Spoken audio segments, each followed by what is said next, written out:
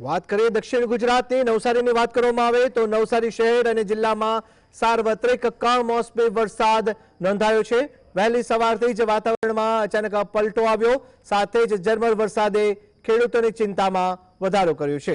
અણધાર્યા વરસાદને કારણે 30,000 હેક્ટરથી વધુ વિસ્તારમાં ડાંગરની કાપણી બાકી રહી ગઈ છે, જેના લીધે કાપણીના કામમાં મોટું વિઘ્ન આવ્યું છે।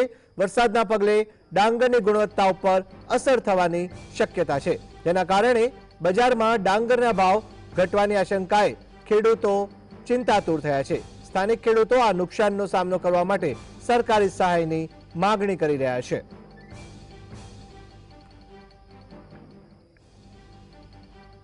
વાત કરીએ નવસારી જિલ્લાની તો નવસારી જિલ્લામાં જે સાર્વત્રિક વરસાદ પડ્યો, આ વરસાદ એ સુખનો નહીં પરંતુ ચિંતાનો વરસાદ સાબિત થયો, કારણ કે કમોસમી વરસાદને કારણે ધરતીપુત્રોમાં ચિંતાનો માહોલ જોવા મળ્યો છે। ડાંગરની વાત કરવામાં આવે તો ડાંગરના ભાવ ઘટવાની આશંકા વ્યક્ત કરાઈ, જેને લઈને ખેડૂતો હવે ચિંતાતુર થયા છે।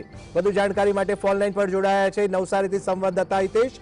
હિતેશ, જણાવશો, નવસારી જિલ્લામાં સાર્વત્રિક વરસાદ તો પડ્યો પરંતુ ડાંગરની જે ભાવ ઘટવાની આશંકા છે અને ખેડૂતો જે છે તે ચિંતાતુર થયા છે, શું છે વધુ જાણકારી?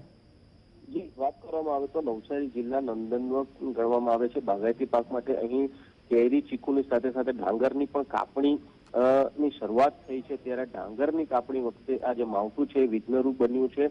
જે ડાંગર કાપણી માટે તૈયાર હતું તેમાં ભેજ લાગી રહ્યો છે અને જે દાણા છે એ હવે ગુણવત્તા વગરના બન્યા છે, જેને કારણે તેનું માર્કેટ કરવું પણ ખેડૂતો માટે અઘરું બન્યું છે। અને આ સબંગ સંજોગોમાં સમગ્ર જે સિઝન છે તે નિષ્ફળ ગઈ હોય તેવું લાગી રહ્યું છે અને ખેડૂતોને મોટો ફટકો આ માવઠાને કારણે પડ્યો છે।